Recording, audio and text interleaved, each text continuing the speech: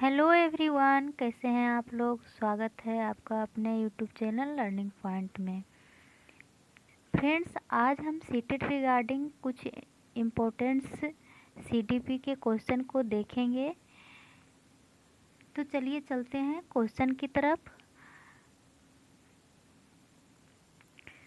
Friends, एक बात और, अगर आप हमारे चैनल पर नए हैं तो प्लीज़ सब्सक्राइब करके बेल आइकन को दबा दें, जिससे जो भी वीडियो डालें उसका नोटिफिकेशन आप तक पहुंच जाए। अगर आपको वीडियो पसंद आए तो लाइक कीजिएगा और अपने दोस्तों को शेयर कीजिएगा। चलिए चलते हैं क्वेश्चन की तरफ। पहला क्वेश्चन कह रहा है कि निम्न में से कौन सी छात्रों को प्रेरित करने वाली विधि है।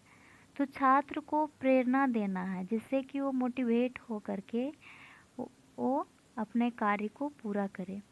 ऑप्शन नंबर 1 देखेंगे, कह रहा है कि प्रशंसा, दूसरा कह रहा है कि दंड, तीसरा कह रहा है डांटना और चौथा कह रहा है ज़्यादा अंक देना।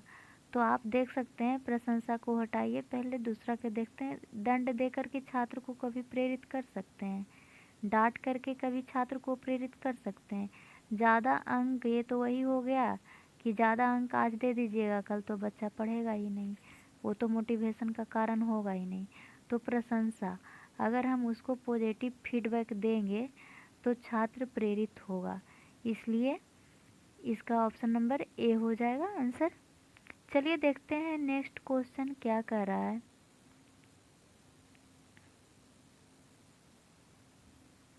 शिक्षा शब्द समानार्थी है निर्देश का, विद्यालयीकरण का, प्रशिक्षण का और उपरोक्त सभी। तो शिक्षा जो है निर्देशन का भी समानार्थी है, विद्यालयीकरण का भी समानार्थी है और प्रशिक्षण का भी। तो इसलिए इसका आंसर क्या हो जाएगा, डी, उपरोक्त सभी। चलिए नेक्स्ट क्वेश्चन देखते हैं। स्वतंत्र भारत के प्रथम शिक्षा मंत्री कौन थे। जवाहरलाल नेहरू, हुमायूं कबीर, मौलाना अबुल कलाम आज़ाद और सरोजिनी नायडू। तो इसका आंसर हो जाएगा सी, मौलाना अबुल कलाम आज़ाद। चलिए नेक्स्ट क्वेश्चन देखते हैं। कक्षा में छात्रों की संख्या कम क्यों होनी चाहिए। ऑप्शन नंबर ए कह रहा है कि छात्र पर शिक्षक के व्यक्तिगत ध्यान आकर्षण हेतु, दूसरा कह रहा है भीड़ कम करने हेतु, तीसरा कह रहा है अधिक फीस प्राप्त करने हेतु और चौथा कह रहा है इनमें से सभी। तो फ्रेंड्स, राष्ट्रीय शिक्षा नीति और एनसीएफ 2005, उसके बाद फिर आरटी 2009 के अनुसार बोला गया है कि हर एक 35 या 40 छात्र के बीच एक टीचर होना चाहिए। और अभी नई शिक्षा नीति जो लागू की गई है उसमें बोला गया है कि 30 स्टूडेंट पर एक टीचर होना चाहिए। ऐसा क्यों बोला गया है, भीड़ को कम करने के लिए नहीं, ये गलत हो जाएगा। अधिक फीस प्राप्त, सरकारी स्कूल में अधिक फीस प्राप्त करने के लिए ऐसा नहीं किया जाता है। इनमें से सभी नहीं होगा, क्योंकि दो नहीं होगा तो ये भी नहीं होगा। तो यहाँ देखते हैं, छात्र पर शिक्षक के व्यक्तिगत ध्यान आकर्षण हेतु, क्योंकि कम स्टूडेंट रहेगा तो ज़्यादा शिक्षक देख पाएगा अच्छे से पर्सनली, इसलिए इसका ऑप्शन नंबर ए हो जाएगा। चलिए नेक्स्ट क्वेश्चन देखते हैं। प्रतिभाशाली बालक की क्या विशेषता होती है।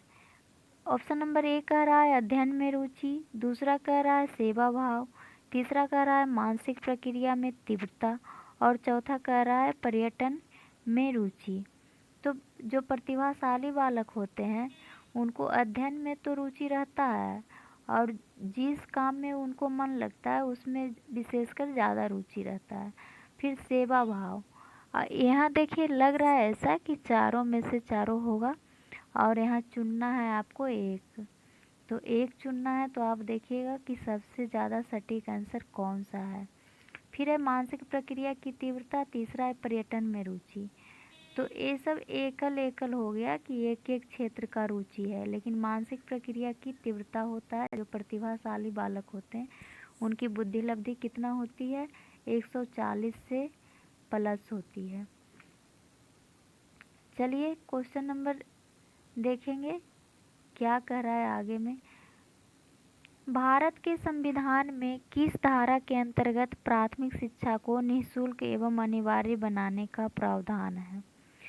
पहला कह रहा है धारा 33, दूसरा कह रहा है धारा 24, तीसरा कह रहा है धारा 45 और चौथा कह रहा है धारा 13। तो इसका जो आंसर हो जाएगा, संविधान में प्राथमिक शिक्षा को निःशुल्क और अनिवार्य बनाने के लिए 45 जो धारा है उसमें बनाया गया है 86वें संशोधन में। तो चलिए नेक्स्ट क्वेश्चन देखते हैं क्या कर रहा है। नेक्स्ट क्वेश्चन, निम्नलिखित में से कौन सा प्रत्यय पर्यावरण से प्रभावित होता है? बुद्धि, शारीरिक वृद्धि, स्वभाव, उपरोक्त में से सभी। तो पर्यावरण से जो प्रभावित हो रहा है, यहाँ पर बुद्धि भी होता है,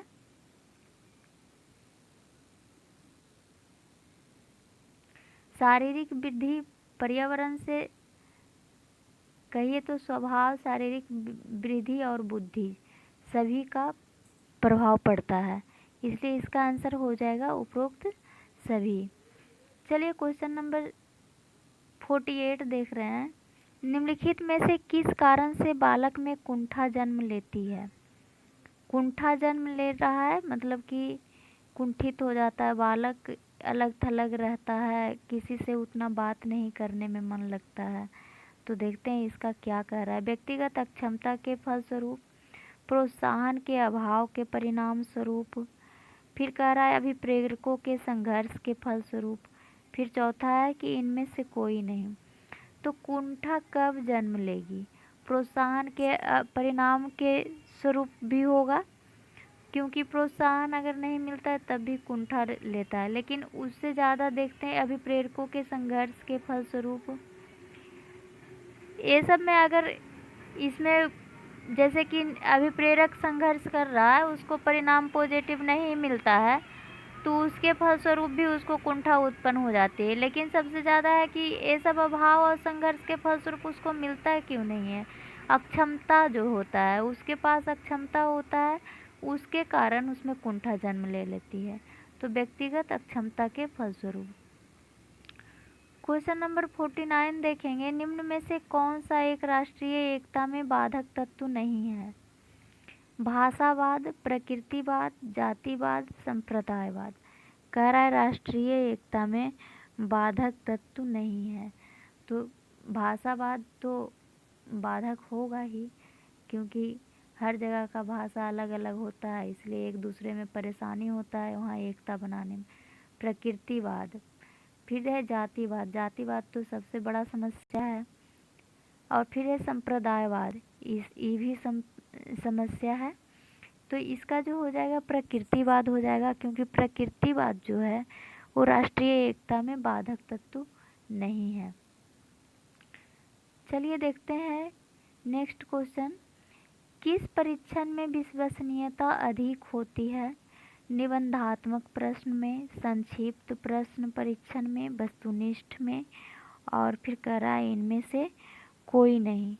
तो निबंधात्मक में विश्वसनीयता कम होती है, क्योंकि निबंधात्मक प्रश्न अगर दे दिया जाए जैसे, तो वहाँ पर हो जाता है कि टीचर किसी को 5 नंबर भी दे दिए, 5 नंबर का है तो किसी को 2 नंबर भी मिला, किसी को 3 नंबर भी मिला। और ऐसा नहीं ज़रूरी है कि आप जिस अनुसार से लिखेंगे उसी अनुसार से, वहाँ पर थोड़ा इधर उधर भी हो जाता है। संक्षिप्त प्रश्न परीक्षण, इसमें भी वही तरह का बात है, लेकिन तीसरा कह रहा है वस्तुनिष्ठ परीक्षण। वस्तुनिष्ठ जब ऑब्जेक्टिव टाइप के क्वेश्चन होंगे तो उसमें अगर आपको बना करके आएंगे सही तो 1 नंबर मिलेगा, क्योंकि उसमें कोई पक्षपात वाला भावना नहीं होगा। अगर नहीं बना करके आएंगे सही तो आपको 0 मार्क मिलेगा, या निगेटिव मार्किंग रहेगी तो निगेटिव मार्क मिलेगा। इसलिए वस्तुनिष्ठ प्रश्न जो होता है उसमें ज़्यादा विश्वसनीयता होता है। चलिए नेक्स्ट देखेंगे 51 नंबर जो क्वेश्चन है, परिवार शिक्षा का किस प्रकार का साधन है?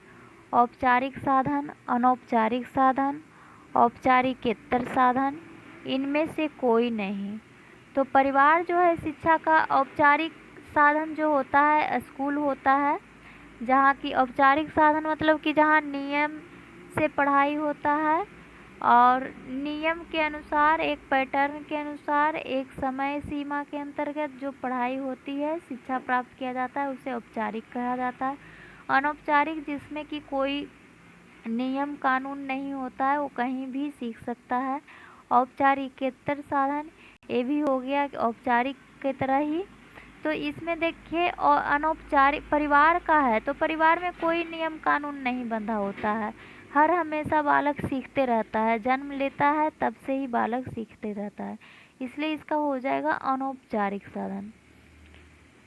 चलिए 52 नंबर क्वेश्चन देखते हैं। विद्यालय का कार्य है संस्कृति का संरक्षण, संस्कृति का परिष्करण, संस्कृति के नए प्रतिरूपों का निर्माण, इनमें से सभी। तो इसमें जो कह रहा है कि संस्कृति का संरक्षण, विद्यालय का प्रथम कार्य है ही संस्कृति का संरक्षण, फिर उसका परिष्करण करना भी है और फिर उसको नए प्रतिरूपों में का निर्माण करना है। मतलब उसमें क्या बदलाव आना चाहिए, उसका निर्माण कहाँ से होता है, विद्यालय से ही होता है। इसलिए जब तीनों ऑप्शन आपको लग रहे हैं कि हैं और यहाँ इनमें से सभी दिया हुआ है तो इसमें इनमें से सभी वाला आंसर टिक हो जाएगा। चलिए देखते हैं नेक्स्ट क्वेश्चन क्या कह रहा है। किसी वर्ग का मान जिसकी आवृत्ति सबसे अधिक होती उसे क्या कहते हैं? मध्यमान, बहुलांक, माध्य, मध्यांक। कह रहा है कि किसी वर्ग की का मान जिसकी आवृत्ति सबसे ज़्यादा हो, तो सबसे ज़्यादा होगा तो उसका क्या कहेंगे? मध्यमान कहेंगे।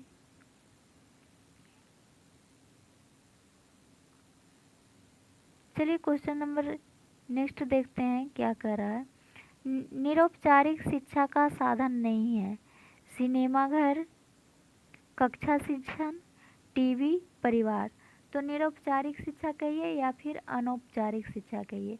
तो अनौपचारिक शिक्षा जो अनौपचारिक होता है वो कहीं भी कभी भी होता है, उसका कोई टाइम टेबल नहीं। तो सिनेमा घर से भी अगर शिक्षा प्राप्त किया जाता है तो वो अनौपचारिक हो जाएगा। तो ये तो हो ही गया है, ये तो पॉजिटिव में है। कक्षा शिक्षण तो फिर आगे तो हमको जाना ही नहीं है कक्षा शिक्षण, क्योंकि कक्षा शिक्षण में औपचारिक शिक्षा प्रदान किया जाता है, निरौपचारिक नहीं, इसलिए इसका आंसर हो जाएगा बी। चलिए नेक्स्ट क्वेश्चन देखते हैं।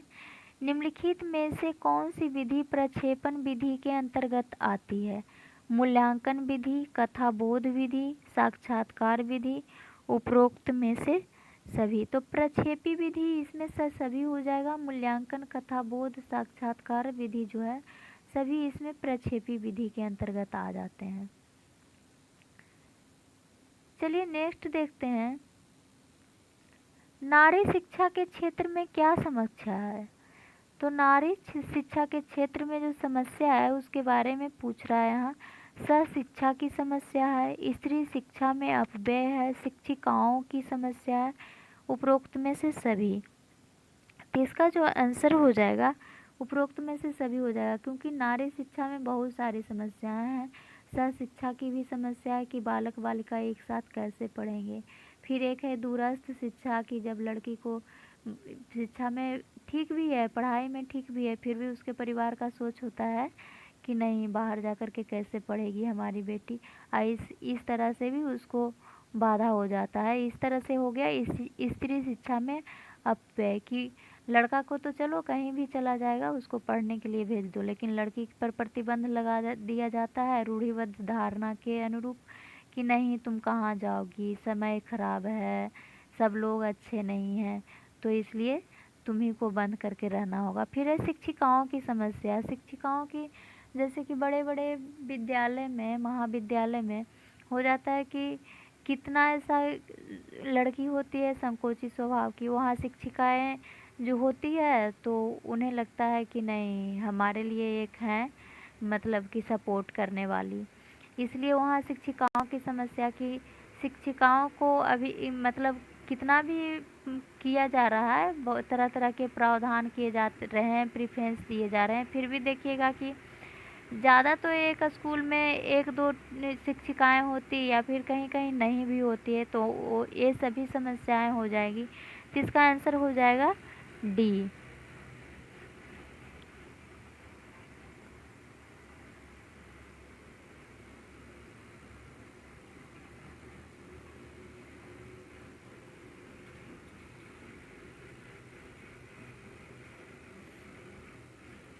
चलिए नेक्स्ट देखते हैं, सर्वप्रथम खुला विश्वविद्यालय की स्थापना कब की गई? 1972 ईस्वी भारत में, 1969 ईस्वी अमेरिका में, 1970 ईस्वी इंग्लैंड में, 1969 ईस्वी रूस में। तो कह रहा है कि सबसे पहले जो है सर्वप्रथम खुला विश्वविद्यालय विश्व के बारे में कह रहा है कि कहाँ खुली है, जिसका हो जाएगा 1970 ईस्वी इंग्लैंड में। अगर भारत में पूछे तो कितना हो जाएगा? 1989 ईस्वी, 88-89 में खुला ओपन यूनिवर्सिटी खुली है। चलिए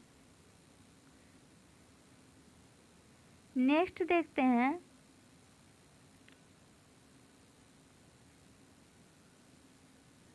ऑपरेशन ब्लैक बोर्ड में किस स्तर की शिक्षा के साधन उपलब्ध कराने की बात कही गई है? तो पहला कह रहा है कि प्राथमिक शिक्षा, माध्यमिक शिक्षा, उच्च शिक्षा। तो ऑपरेशन ब्लैक बोर्ड का जो योजना स्टार्ट हुआ था फ्रेंड्स, वो पहले प्राथमिक शिक्षा के लिए हुआ, फिर मिडिल के लिए हुआ, क्योंकि उसमें शिक्षा के साधन के बारे में कहा गया था कि जैसे एक स्कूल में क्या होना चाहिए, इंफ्रास्ट्रक्चर, जैसे कि ब्लैक बोर्ड के बारे में, चौक के बारे में, या फिर वहाँ कुर्सी टेबल के बारे में, या फिर लाइब्रेरी के बारे में, विद्यालय के बारे में, टीचर के बारे में, ये सब क्राइटेरिया रखा गया था। तो सबसे पहले प्राथमिक शिक्षा के पर विशेष ध्यान दिया गया था, इसलिए इसको हम रखेंगे प्राथमिक शिक्षा में। चलिए आगे देखते हैं क्वेश्चन, शैक्षिक अवसरों की समानता के लिए किस आयोग ने संस्तुति दी? माध्यमिक शिक्षा आयोग 1952, भारतीय शिक्षा आयोग 1964, यशपाल समिति 1992, नई शिक्षा नीति 1986। तो कह रहा है कि समानता के लिए किस आयोग ने संस्तुति दी थी, मतलब जो सबसे पहले अगर शैक्षिक अवसर की समानता के लिए संस्तुति देगा तो उसी के बारे में कहा जाएगा। तो माध्यमिक शिक्षा आयोग तो माध्यमिक के लिए दिया गया था, उसमें वैसा कुछ लिखा नहीं गया था। लेकिन जब कोठारी आयोग 1964 में बना तो एक तरह से शिक्षा के क्षेत्र में बहुत व्यापक बदलाव आया और उसमें शैक्षिक अवसरों की समानता जैसी बात कही गई कि सबको एक अवसर मिलना चाहिए शिक्षा के क्षेत्र में, और इसलिए उसको अवसरों की समानता को कोठारी आयोग, भारतीय शिक्षा आयोग 1964, जिसको कोठारी आयोग के नाम से जानते हैं क्योंकि इसके जो अध्यक्ष थे डॉक्टर दौलत सिंह कोठारी थे। चलिए 60 नंबर क्वेश्चन देखते हैं, बालक को सामाजिक व्यवहार की शिक्षा दी जा सकती है पाठ्यक्रम द्वारा, विद्यालय में सामाजिक और सांस्कृतिक गतिविधियों द्वारा, अनुशासन प्रक्रिया द्वारा, कक्षा शिक्षण के द्वारा। तो सामाजिक व्यवहार की शिक्षा पाठ्यक्रम के द्वारा उतना नेसेसरी नहीं है कि उसे मिलेगा ही। फिर दूसरा कर रहा है विद्यालय में सामाजिक और सांस्कृतिक गतिविधियों द्वारा, ये तो लग रहा है कि थोड़ा ठीक है, फिर भी हम आगे क्वेश्चन को भी देख लेते हैं। अनुशासन प्रक्रिया द्वारा नहीं, इससे ज़्यादा अच्छा नहीं है, कक्षा शिक्षण के द्वारा, तो इसमें सामाजिक व्यवहार इसमें बहुत ज़्यादा परिलक्षित नहीं होता, इसलिए विद्यालय में सामाजिक और सांस्कृतिक गतिविधियों के द्वारा सामाजिक व्यवहार को की शिक्षा ज़्यादा बेहतर तरीके से दिया जा सकता है। तो इसका ऑप्शन नंबर बी हो जाएगा। चलिए क्वेश्चन नंबर 61 देखते हैं, राष्ट्रीय शिक्षा नीति 1986 में शिक्षा का निम्नलिखित में से कौन सा स्वरूप वर्णित है? 10+2, 10+2+3, 10+3+2, 10+1+4। तो फ्रेंड्स जो 1986 में राष्ट्रीय शिक्षा नीति लागू किया गया था उसका आंसर हो जाएगा 10+2+3। उसका स्वरूप इस तरह से वर्णित है कि 10+2 और +3, जिसको कि आज तक भी लागू किया गया है। 10 में जाते हैं फिर +2 पढ़ते हैं, +2 तो नाम ही आजकल सब लोग बोल देते हैं, उसके बाद ग्रेजुएशन 3 साल का है, इसलिए 10 + 2 + 3। चलिए क्वेश्चन नंबर देखते हैं क्या कर रहा है आगे। विद्यालय के संचालन के लिए आवश्यक है विद्यालय का संगठन, विद्यालय का प्रबंधन, विद्यालय का प्रशासन और उपरोक्त में से सभी। तो संगठन, प्रबंधन, प्रशासन जो है सभी इसका ज़रूरत है, इसलिए इसका ऑप्शन नंबर डी हो जाएगा कि उपरोक्त सभी। चलिए नेक्स्ट देखते हैं क्वेश्चन। भारत में राष्ट्रीय शिक्षा पाठ्यक्रम में समाहित किया गया है स्वतंत्रता आंदोलन का इतिहास, संवैधानिक दायित्व, पर्यावरण संरक्षण, उपरोक्त में से सभी। इसका भी आंसर हो जाएगा फ्रेंड्स सभी, क्योंकि राष्ट्रीय शिक्षा पाठ्यक्रम में समाहित स्वतंत्र आंदोलन का इतिहास भी समाहित किया गया है, संवैधानिक दायित्व को भी समाहित किया गया, पर्यावरण संरक्षण के बारे में भी समाहित किया गया है, इसलिए हम इसका आंसर डी रखेंगे। चलिए देखेंगे नेक्स्ट क्वेश्चन क्या कह रहा है। 3 से 5 वर्ष के बच्चों के शिक्षा प्रदान की जाती है, अनौपचारिक, औपचारिक, निरौपचारिक, तीनों। तो इसका जो आंसर हो जाएगा निरौपचारिक। निरौपचारिक कहिए या अनौपचारिक कहिए, ये क्वेश्चन का सेटिंग में थोड़ा सा मिस हो गया। तो निरौपचारिक शिक्षा जो है 3 से 5 वर्ष के बच्चों को दिया जाता है। जब स्कूल जाने लगता है बालक, तब वहाँ पर औपचारिक शिक्षा मिलती है। चलिए नेक्स्ट देखते हैं क्वेश्चन।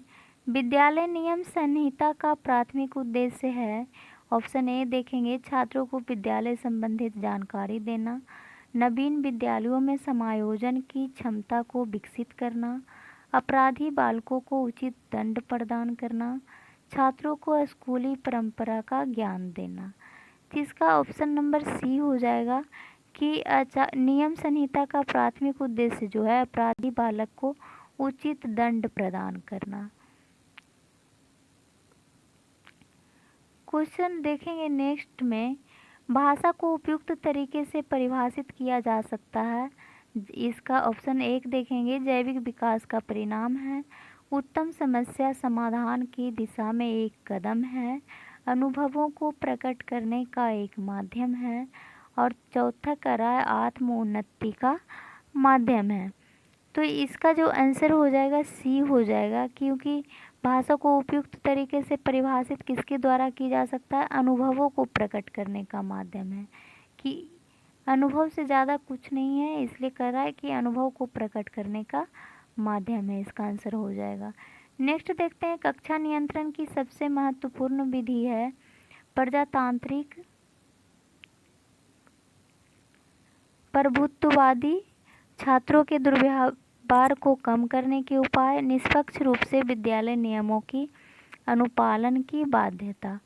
तो इसका जो आंसर हो जाएगा वो हो जाएगा प्रजातांत्रिक उपागम। प्रजातांत्रिक उपागम, क्योंकि बाल केंद्रित शिक्षा में ये आ जाता है प्रजातांत्रिक उपागम। तो कक्षा नियंत्रण की सबसे महत्वपूर्ण विधि है वो प्रजातांत्रिक मतलब बाल केंद्रित शिक्षा है, क्योंकि उसमें अगर बालकों के बातों को हित में रखा जाएगा, उसके बातों को सुना जाएगा, तो कक्षा नियंत्रण बहुत अच्छे तरीके से हो सकता है। ऐसा नहीं कि सत्तावादी बालक कुछ कह रहा है लेकिन आप अपने मन से जो है उसी को करना है।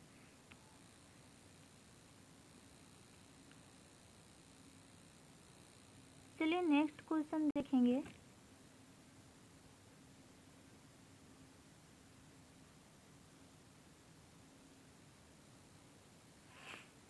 सामान्य शिक्षा के पाठ्यक्रम के संदर्भ में निम्नलिखित तर्क दिया जाता है। छात्रों को आवश्यक ज्ञान उचित रूप से दिया जाए, छात्रों को उसके चयनित कार्य के लिए तैयार किया जाए, नागरिकता और सामाजिक कुशलता प्रशिक्षण दिया जाए, और चौथा कह रहा है भारतीय संस्कृति धरोहर की ओर उन्मुख किया जाए।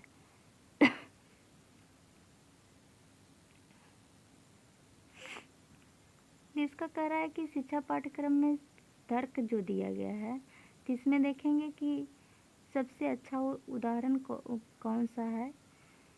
छात्रों को आवश्यक ज्ञान उचित रूप से दिया जाए, ये तो सही है, लेकिन आगे देखेंगे उसके चयनित कार्य के लिए तैयार किया जाए, नागरिकता और सामाजिकता कुशल प्रशिक्षण दिया जाए, भारतीय सांस्कृतिक धरोहर की ओर उन्मुख किया जाए।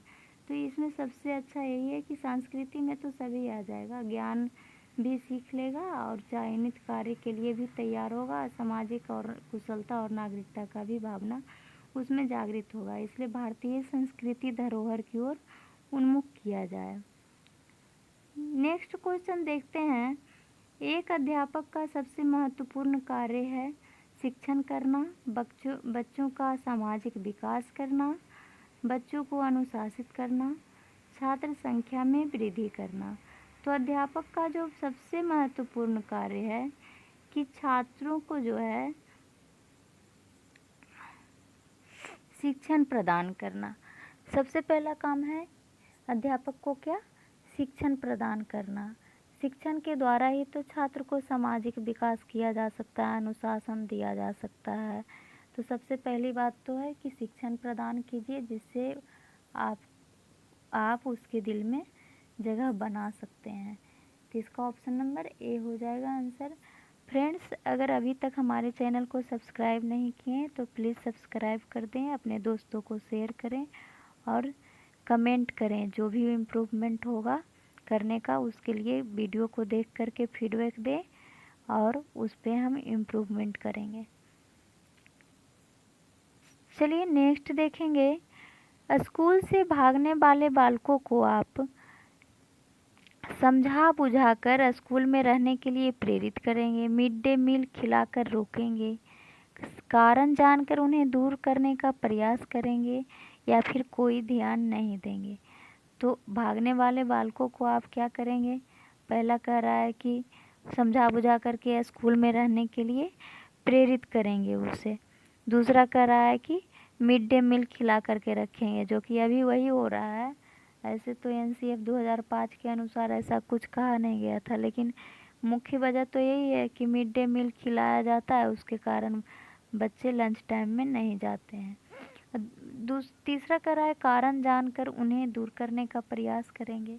ये ऑप्शन सही है, क्योंकि बच्चा अगर भाग रहा है तो सबसे पहले हम उसका कारण जानेंगे और जब कारण जान जाएंगे तब हम उसको फिर दूर करने का प्रयास करेंगे। चलिए देखते हैं नेक्स्ट क्वेश्चन। कक्षा में छात्रों के बैठने का पर्याप्त साधन नहीं है, ऐसी स्थिति में आप छुट्टी के लिए कहेंगे, समायोजन काल प्रयास करेंगे, संस्था प्रबंधन की आलोचना करेंगे, प्रधानाचार्य को प्रबंध करने को कहेगी। अगर छात्र को बैठने का साधन नहीं है तो इसका ऑप्शन देख लेंगे क्या कह रहा है। छुट्टी के लिए कहेंगे, ये होगा, गलत हो गया। समायोजन काल का प्रयास करेंगे, तो देखेंगे कि क्या कह रहा है आगे, ये थोड़ा ठीक लग रहा है, आगे चलते हैं। संस्था प्रबंधन की आलोचना करेंगे, बिल्कुल गलत। प्रधानाचार्य को प्रबंध करने को कहेंगे, अगर ऐसा उस समय नहीं हुआ प्रधानाचार्य को जाएंगे बोलने के लिए, क्योंकि जब आप क्लास में हैं तो मैनेज आपको करना है, इसलिए समायोजन काल का प्रयास करेंगे। क्योंकि जब आप लोग टीचिंग प्रैक्टिस में गए होंगे तो खुद इस बात का अनुभव किए होंगे कि कभी कभी ऐसा हो जाता है कि एक एक बेंच पर 5-6 लोग बैठ जाते हैं जहाँ 4 लोग को बैठने का जगह होता है। तो उसको मैनेजमेंट आपको करना है, ना कि जा कर के प्रिंसिपल को बोलेंगे और प्रिंसिपल कितना हर क्लास में जा कर के उसको मैनेज करेंगे। चलिए नेक्स्ट क्वेश्चन देखते हैं। आपकी राय में जीवन का प्रमुख सिद्धांत होना चाहिए प्रतिष्ठित पद व शक्ति, कठिन श्रम व धनवान बनना, गरीबों की मदद करना, प्रत्येक वस्तु की प्रशंसा। तो 72 नंबर जो क्वेश्चन है उसका कह रहा है कि जीवन का प्रमुख सिद्धांत होना चाहिए। तो ये सभी तो जीवन का सिद्धांत होता ही है, प्रतिष्ठित पद की प्राप्ति, लेकिन इसमें कहीं ना कहीं लालच छुपा हुआ है। कठिन श्रम व धनवान बनना, इसमें कहीं ना कहीं लालच बना हुआ है, लेकिन हर कोई को इंटरनल मोटिवेशन के लिए ये ज़रूरी है। फिर गरीबों की मदद करना, तो गरीबों की मदद करना एक सेवा भाव में आ जाता है, इसमें निस्वार्थता की भावना होती है। प्रत्येक वस्तु की प्रशंसा, ये भी ठीक नहीं है। तो चलिए इसका ऑप्शन नंबर सी हो जाएगा सही आंसर। चलिए नेक्स्ट देखते हैं।